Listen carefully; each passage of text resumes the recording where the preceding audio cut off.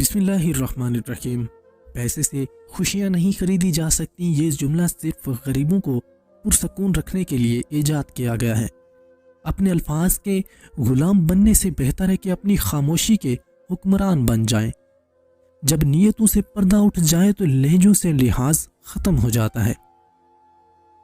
حسد سے بچو، کیونکہ آسمانوں میں سب سے پہلے اسی گناہ سے اللہ تعالیٰ کی نافرمانی ہوئی۔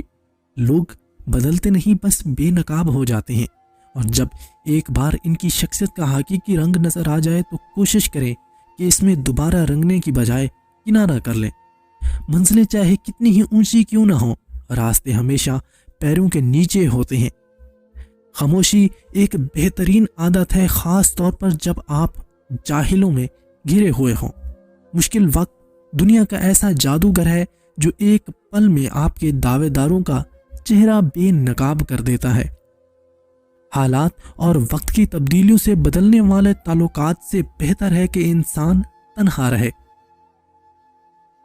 آپ پر وہ لوگ کبھی تنقید نہیں کریں گے جن کے پاس آپ سے زیادہ ہے۔ آپ پہ ہمیشہ وہی لوگ تنقید کریں گے جن کے پاس آپ سے کم ہے۔ خدا اس کمال کا نام ہے جو ہر صاحب یقین کو یقین کے حساب سے میسر آتا ہے۔ ہر بچھڑ جانے والا رشتہ ہمارے جسم میں موجود ایک احساس کو مردہ کر جاتا ہے۔ کچھ لوگ ہمارا یقین مار جاتے ہیں، کچھ پیار، کچھ اعتماد، اور کچھ ہماری خوشیاں مار جاتے ہیں۔ جب تم کسی کو خوش اور مطمئن دیکھ کر پریشان ہو جاؤ تو سمجھ لو کہ تم حسد کا شکار ہو۔ غصہ وہ واحد حرام چیز ہے جس کو پینا حلال ہے۔